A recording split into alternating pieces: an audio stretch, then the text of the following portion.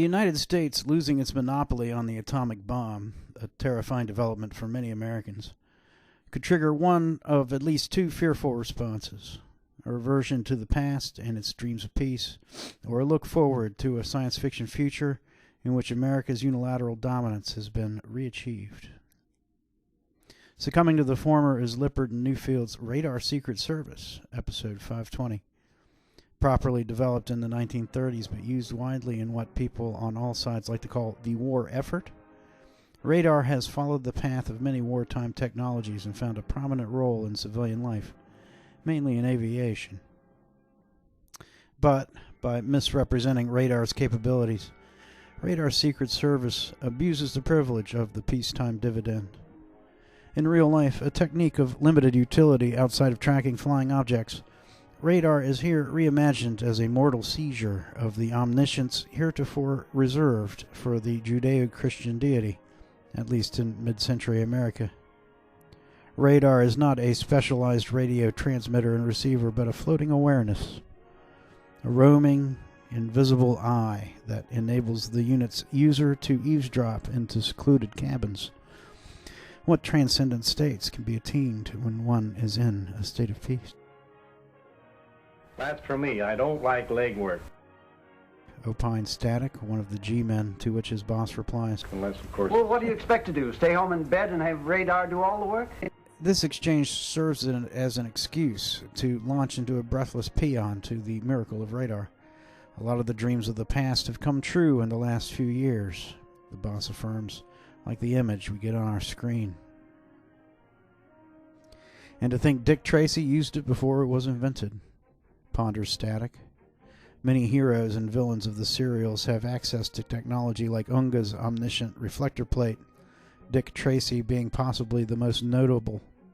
But Radar Secret Service is among the few narratives to falsely attribute the reflector plate's characteristics to a real-life technology. And don't forget Flash Gordon and Buck Rogers, adds the boss. As usual, the human imagination grants its imaginer the privilege of living in the past and the future, but never his own time, so much so that Agent Static and his team are using yesterday. Buck Rogers, for example, has been around since the 1920s to predict tomorrow. Although he's speaking in the present tense, the amazing console in front of him, able as it is to gather crisp images like a roving electric eye and transmit them for miles like radio waves, is still a fiction.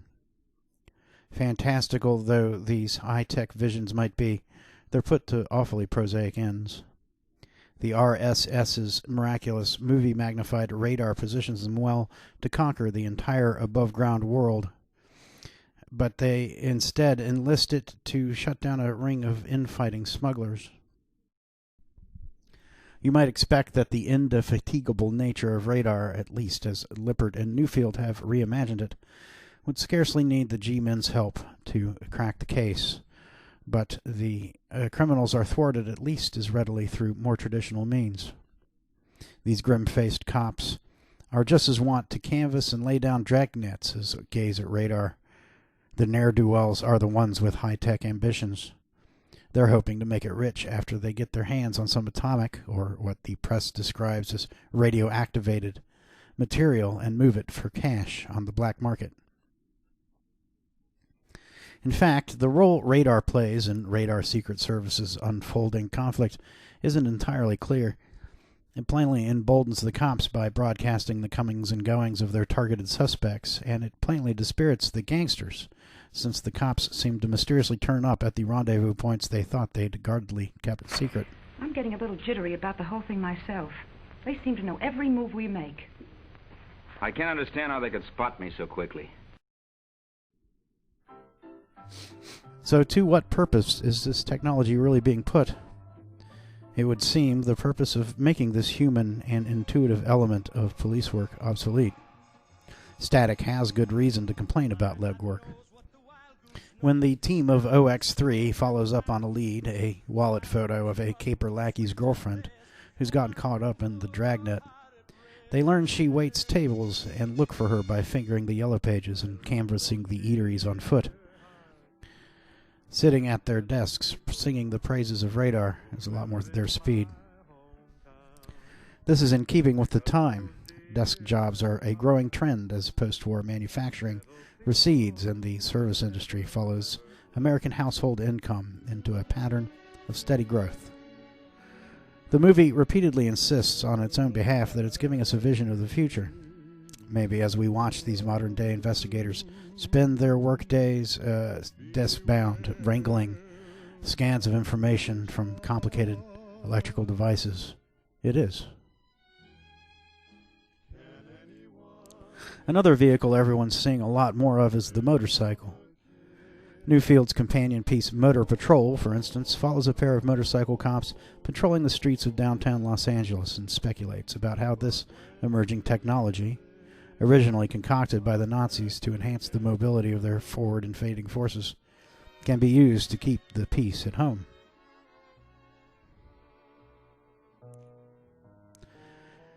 Coronet continues the trend set by X Marks the Spot and Body Care and Grooming, that of using industrial film to convey life lessons in favor of subjects of academic study. In Are You Ready for Marriage? Episode 616, short subject. It's not entirely clear why the makers of these shorts should be thought of as particularly qualified to hand out life guidance, but the advice they give here is sound, more or less. Sweethearts Sue and Larry, newly minted high school graduate and college sophomore, respectively, have chosen to wed after only 3 months of dating. Parental blessings are all that stand between them and a steamy wedding night. Though it's never mentioned, one suspects an internalized injunction against premarital coitus may have much to do with their impatience to tie the knot. Sue, alarmingly, has decided she no longer cares about education and means to abandon her plans to attend a local junior college, and Larry suggests eloping, both of these being plainly disastrous courses of action. A friend expresses concern that they may be rushing into things and recommends they consult Mr. Hall, marriage counselor at a local church, to help clarify their thoughts on the matter. The Reverend, it turns out, has seen their type before. Many are the overeager lovebirds poised to ruin their future prospects in their headlong rush to intercourse. Thus, he provides them with a polished presentation, understandable, since he is the vessel for the film's life lesson, that leads them to contemplate the potential pitfalls of their plan. He doesn't condemn them or cast doubts on the narrative they've told themselves about their relationship. Each time they doth protest too much that their hormonal fling is a love for the ages, he answers with an only faintly patronizing, "That's great, I really hope it's true." Rather than making dire predictions for them, he presumes that their fate remains open to chance and remedy, and instead suggests subtle course corrections that could improve their chances. When it comes to the consequences, should they not heed his advice, he provides an illustration that's at once preposterous and brilliant. He stretches a rubber band, his two diverging hands representing Sue and Larry, and the rubber band representing at once the space and the bond between them. When it snaps, the couple forget themselves in a moment's panic. Oh, it's gone. Where'd it go? That's what you'll be saying about your romantic love if these other things cause a breakup. The moment is surreal and off-kilter enough to take the viewer out of the narrative to the same degree the couple has fallen into it. But that's the point, yes? Sue and Larry are so transfixed by their own passion, so enamored of the implausible story they've concocted around their love, that they're ready to fall for anything. The Reverend, in offering them a chance to make their relationship work out after all, has rendered them even more suggestible. They are, to a degree, hypnotized, so lost in his words and their emotion that the tale of the rubber band takes on a visceral reality to them. Having gotten their attention, the Reverend spells out his diagnosis and suggests a course of action. As was the case with his outreach, his action plan is also described quite methodically.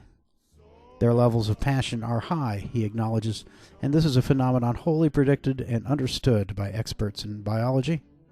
Experts in social sciences, however, provide a countervailing construct, the notion of social distance, which incorporates biology but also includes other factors, such as personal interests, spiritual convictions, and life goals. Biological attraction can lead couples to wed despite having significant social distance. So the Reverend suggests that Sue and Larry continue dating more casually for a time and see if the social distance will close before making any major life changes or commitments. This surely seems like obvious advice to many informed citizens of 1950. This is the 20th century, after all. But what's interesting here is the telling confluence of the social sciences, the hard sciences, if you'll pardon, and religion. 10 years earlier, one might have expected the Reverend to simply heckle the poor kids about the dangers of carnal impulses, the importance of sanctifying God through the purity of their holy bond. In other words, to hurl them into precisely the trap everyone's working so hard to keep them out of. Science is infiltrating the church, but to the salutary end of preventing crises rather than inflaming them. Religion is also categorized into this social scientific formulation, thus ensuring the church as an institution still has a say in the proceedings. In this humble dialogue, we see the renegotiations of vast institutions, academic, scientific, governmental, and church-based, writ small. This, of course, has been an ongoing interrelationship throughout America's recent history. The Darwinian Revolution had already changed the nature of worship and the expectations of the typical churchgoer. Sunday services were no longer, at least for many, a way to salvage their muffed immortal souls through the protection racket of priestly absolution, but more of a social and spiritual practice meant to enhance one's own personal relationship with Jesus Christ. A relationship that was likely, in any case, to take any number of different forms in the Protestant New World. Already by 1850, in the wake of Darwin's faith-rattling revelations, only 1 in 7 Americans were estimated to be regular churchgoers. Because the United States had no state or national denominations, unlike many European countries, worship took on an eclectic variety of forms, many of them American creations. From the foundational Puritanism of the first colonists to the more philosophical bent of Quakerism and Unitarianism, to the Amish, whose steadfast devotion to Luddite sentiments was an answer to the unique American fixation on scientific and engineering innovation, but whose elaborate agrarian practices and social rituals were also uniquely suited to the territory in which they had first put up roots. Young Sue and Larry have had a half-decade now to ponder the detonation of the atomic bomb, and the reality in which God must compete with the doomsday weapon for the title of ultimate decider of fates. Though science has posed a dire threat to the practice of Christian faith since at least the Scopes monkey trial before the Second World War, this challenge has likely felt to many like an abstract one. After all, the good book has always had an air of the fantastic about it. It features mortal men whose lives span nearly a millennium, a creation of the universe in a mere 6 days, and an earthly fundament dating a mere 6,000 years, and watched over by a canopy of stars conceived by a consciousness unaware that the planet is a sphere. Still, it's been easy enough to adapt one's worship into a more figurative register, to think of the scriptures as a kind of allegory or self-help meditation, rather than the literal word of a vengeful Lord and the gentler assurances of his otherworldly, twice-born Son.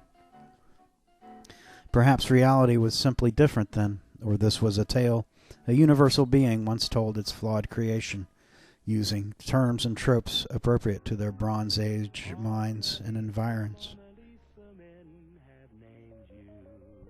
All such rationalizations were once again unsettled by the revelation of the atomic bomb, which at once brought the specter of biblical cataclysm back into the foreground of popular awareness and wrested it from God's mighty hand. No longer in 1950 does he enjoy sole recourse to widespread plague and pestilence. Humanity has managed to expand its own artificial catastrophes to divine proportions. And now that the secret to splitting the atom has fallen to the inscrutable Soviets, the possibility of a day of reckoning akin to Noah's flood, but substituting atomic fire for unending torrents, is within the imagination of many living today. signs begin popping up throughout popular discourse that the scientific mind has shaken the foundation of God's monopoly on might. A new compilation outlining 6 prominent writers' disillusionment with communist ideology, for example, hits the shelves with the ironic but nevertheless provocative title of The God That Failed. This is certainly not the sort of title one would expect to see among a God-fearing populace reluctant to taunt the Lord. Yet there it is, for sale at Woolworth's right next to the Book of Mormon. As old Mr. Grouch sat on his couch and told me that the end of the world was near, my happy heart rose with a start, hollering, let's get out of here. I want to stay with you happy people. As always, the terror and confusion prompted by this prospect are scarcely discussed forthrightly in popular print and media, and are instead addressed, or just as often repressed, obliquely. The nation's civil defense apparatus, which developed and honed its practice during the war in anticipation of a wholesale conventional Axis Air Force attack on the mainland, one that thankfully never materialized, adapts its already existing principles to the new reality in How to Survive an Atomic Bomb. The first significant attempt to realistically plan for an atomic bombing raid on the United States, How to Survive an Atomic Bomb holds forth, as the title suggests, that the new weapon is different more in quantity than in kind from the conventional blockbusters that so recently leveled continental Europe. Using the tactics employed by the populations in London, Dresden, and elsewhere will prove equally effective stateside in minimizing civilian death, the manual assures its readers. An atomic blast will, of course, bring the added scourge of radioactive fallout, which inflicted the slow, irreversible sickness, decay, and death on those of Hiroshima and Nagasaki. How to Survive an Atomic Bomb nevertheless claims that Fallout 2 is a finite and comprehensible hazard, rather than a supernatural menace, one that can be dealt with by simply brushing off one's clothes, washing one's hair, and otherwise devoting slightly more attention to personal hygiene than typical. It stridently denies that there is any relationship between radiation and cancer. This is no more convincing to many than Doris Day's bizarre ode to radioactivity the previous year had been. A similar repression is at work in Date with Your Family, episode 602, short subject, another industrial short, this time by Encyclopedia Britannica Films. As straightforward in its setup as Are You Ready for Marriage, and just as focused on social prescription over academics, Date hopes to instruct the minor youths of the day in how to carry themselves about the family home. A narrator, Hugh Beaumont in this instance, conveys his pithy edicts over silent moving images of the various situations he describes. Daughter changing into something more festive after school to please her relatives. Brother keeping his phone conversations short so as not to monopolize the family's single line. Things only get fun once the narrator pivots from the do's to the don'ts. Don't discuss unpleasant subjects such as gruesome sights or sounds or unpleasant occurrences, Beaumont implores. Don't make unkind comparisons about your standard of living. As the narrator's tone turns around into this minor key, the family, so well-mannered the moment before, becomes hostile and reckless. Brother pantomimes some manner of brutal beating. Daughter rambles on, coarse and inconsiderate. Meanwhile, father scarcely makes an effort to disguise his contempt. It's easy to conclude here that Date's agenda is one roughly rooted in propaganda and persuasion, as How to Survive an Atomic Bomb is when it asks us not to feel undue emotion in the face of atomic holocaust. By presenting us with this chapter revealing the family's dark side, however, Date manages to lay down a more nuanced mood, presenting the, admittedly less dire, consequences of failing to heed the narrator's advice in a way How to Survive doesn't dare. Certainly, the lifestyle recommended here seems stilted and repressed, but think. Date threatens of the alternative, an unruly home choked with violence, repression, and resentment. Here we are presented with three generations. Father and mother are, statistically speaking, almost certain to have participated in the war. Brother and daughter sure to have experienced it secondhand, but viscerally in their formative years. The youngest child is the only one with any chance of growing old unsullied by war's horrors. It's easy to imagine that such weary citizens would be keenly aware of the blessings of the suburbs, fond of their carefully established balance. Ritual inevitably seems rigid when laid out formally for the purpose of instruction, but suburban life, unfamiliar and welcome to many, sorely missed by others, carries a powerful appeal and a powerful desire to see that it be maintained. The unease that simmers under American society's post-Potsdam calm in Date with Your Parents is apparent also in Rocket Ship XM, episode 201, Kurt Newman's prototypical space exploration movie in which an equally prototypical crewed rocket, RXM, is sent on a trial journey to the moon to test the efficacy of space travel. Rocket Ship XM is zealous in framing its calls for peace in the language and images of war. The trailer tips you off, in a trick common to space movies of the time. The special effects shot of an RXM model is intercut with stock footage of a V-2 rocket lifting off. This gives the scene's low-budget look an easy dose of realism. It's a none too subtle, if perhaps unintentional, reminder that the missile technology driving the fledgling civilian space program was originally a Nazi innovation and a deadly weapon. Rocket Ship XM's homage to the V-2 is no aberration. If Kurt Newman's to be believed, the virgin expanse of outer space is sure to be a hostile place, calling for great dollops of Cold War-style vigilance. Thus, the movie puts secrecy at a premium throughout. Its rising action takes place on a jealously secure launching facility. It opens on a shot of a keep out sign, where Dr. Ralph Fleming, spokesperson for the RXM mission, holds a press conference. He's mainly there to make sure that the reporters assembled don't stray from a government-issued press release describing the mission. Extolling the virtues of space colonization, he cites as its ultimate potential benefit an unassailable base that could be established on the moon to control world peace. The irony of this is lost on Dr. Fleming, but fairly leaps off the screen.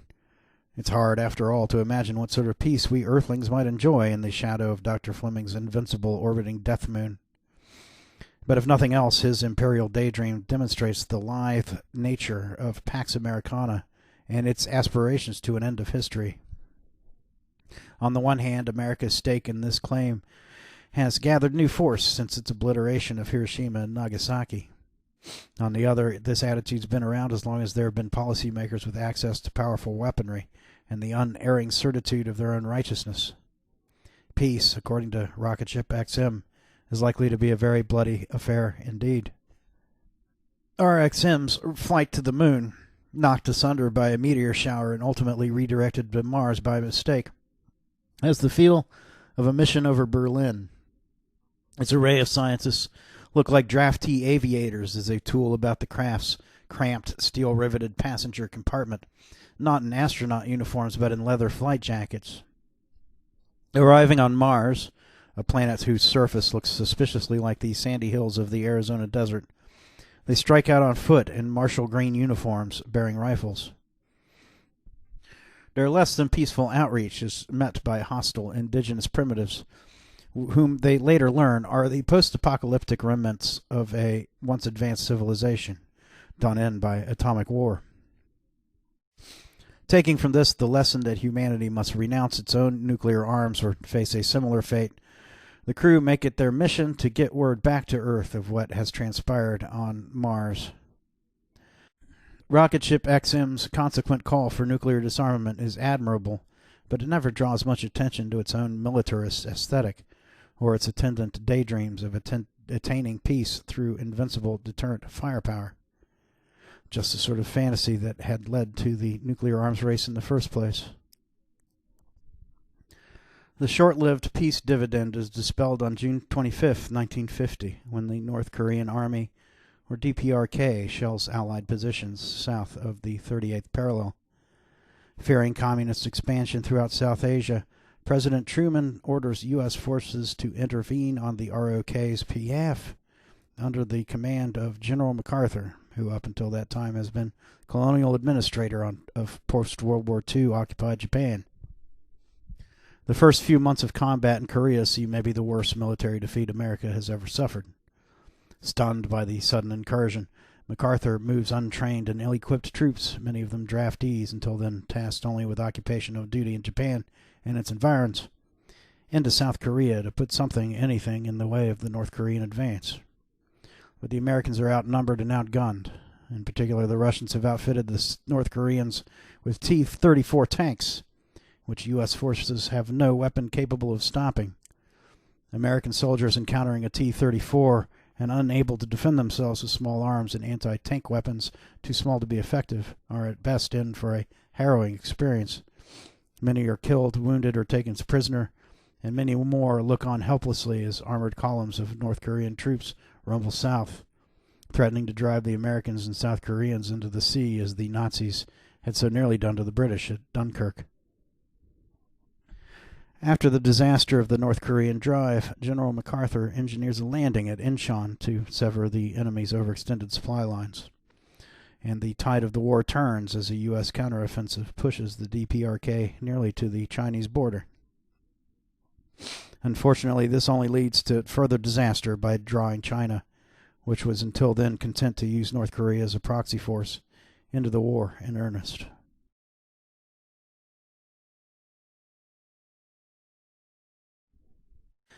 As Hollywood is conducting its imaginary dry runs for Moon and Mars colonization, in real-life America sees similar experiments in the exploration of terrestrial space. Here, too, in the topography of the lower 48, engineers and scientists strive for the discarding of distance in favor of destination. An innovative TV broadcast from journalist Edward R. Murrow in November 1951 for See It Now has a split screen with simultaneous feeds from the Brooklyn and Golden Gate bridges. We, for our part, are considerably impressed. Murrow gushes. For the first time, man has been able to sit at home and look at two oceans at the same time. The really impressive thing about the See It Now broadcast is that it summarizes America's vast breadth, collapsing the span of the country into the few inches of a TV screen. Technology has steadily abbreviated the settlers' journey westward, but with the TV, the trip is now instantaneous. No longer a place, America has become instead a hyperspace. There is only a small price to pay in trade. The man in his living room, embarking on these epic quests without leaving his easy chair, is in fact two men. He is looking through one camera on each coast and has no coherent self with whom to relate, no integral eye that can be used to tell a conventional story. As was the case with, say, I Love Lucy or The Honeymooners, shot as they were in a fixed location, one, it should be added, probably much like his, and using traditional techniques of camera coverage that lent the impression of a single, invisible voyeur watching the action unfold. The other price to be paid, of course, is in the facile erasure of the space between the coasts. Like the planets in a solar system mobile, the two cities are shown on the screen as adjacent. The intervening expanse whisked away as a trivial obstacle to the dream of instantaneous travel, which now seems to be in reach. As in life, so in art.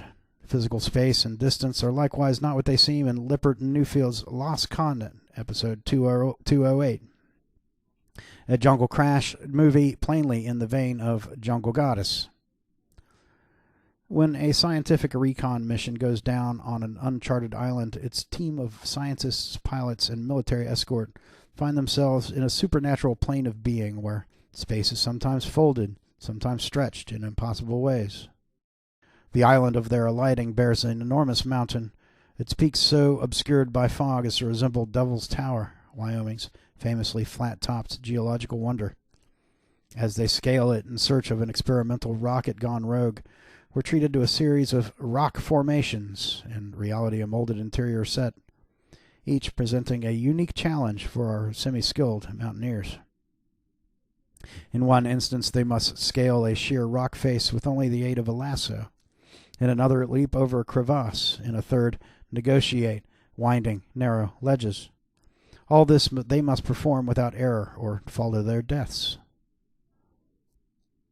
The rocket climbing sequence gobbles up heaps of screen time, and though its tour de force set design and relentless atmosphere of mortal fear keep it riveting throughout, its static shots provide no sense of orientation.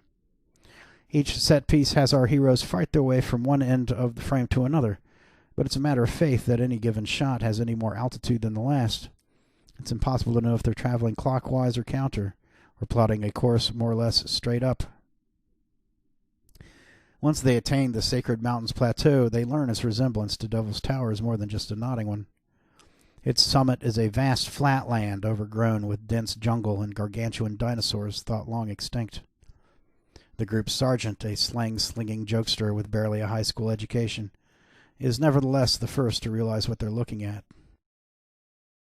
Like a lost continent. He observes, belatedly giving the movie its title. The oily-haired kids in the Bijou Theater of late summer 1951 need to resort to their decoder rings to figure out what sort of landmass they have here. Is it an island, a mountain, or a continent? It feels more like a mythic realm, an impossible combination of the three, and this stands to reason. After all, it's not on any of the maps. Sacred Mountain gets its name from the natives who live, or rather lived, at its foot in a sprinkling of thatched huts. Most of them have fled by the time the party of civilized men arrives. Only a native woman and child remain. The former explains that the tribe once kowtowed and frightened thrall to angry gods they believed to loom over them at its top. Like Kafka's castle, Sacred Mountain's upper regions are so obscured its details are left to the villagers' imagination. Naturally, no one who has ever tried to conquer it has returned. No. Sacred Mountain taboo. The girl explains, a quaver in her voice. The story she tells of the tumult that prompted the tribe's evacuation arouses suspicion that the wayward rocket will be found on this hallowed ground, this being the reason we are ultimately treated to the symphony of rock scaling described above. If you show us where this firebird came down, we can break its spell. It'll never fly again. You sure? Your people can come home and live in peace again.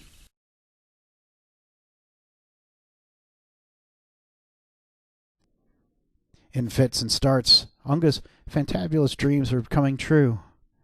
The missile the team hopes to recover is a rudimentary experimental guided one.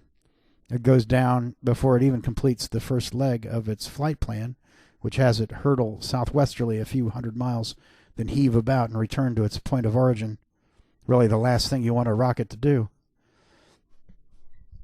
It's not clear at first why the stranded party goes to such life-threatening lengths to retrieve the failed missile, or more specifically, the telemetry data it contains, until one remembers the Soviet Union now has the secret of the atom bomb and China is flying the communist banner. We are witnessing a curious phenomenon in weapons development. War makers place a premium on imagining and realizing new military technologies before America's proliferating adversaries do.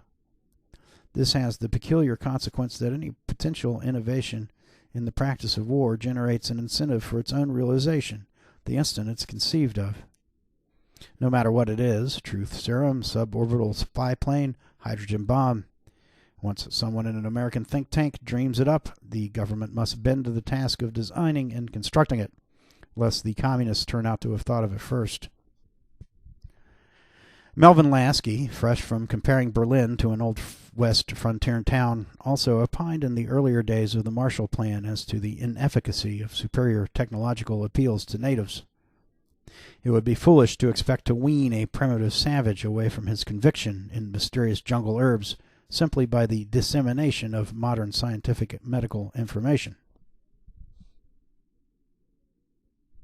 As usual, striking a deal with the White Devil works out poorly for the two persevering natives at the foot of Sacred Mountain. In meddling with the damaged rocket, or perhaps offending the gods they presume to exist only in the natives' backward minds, the interlopers set off a chain reaction. The white devils steal a native boat and make off just in time, leaving the 2 remaining natives to perish as the whole island, mountain, and lost continent fall into the sea. "It's better this way," one of the party says, "than to have to go on living with us."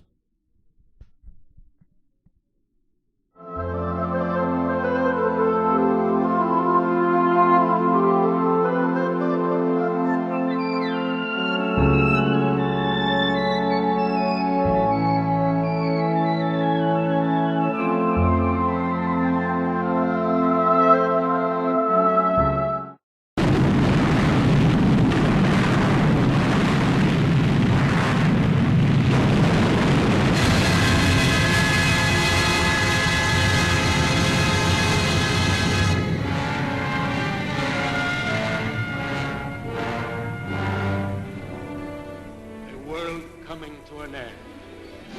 Better this way than to have it go on living with us.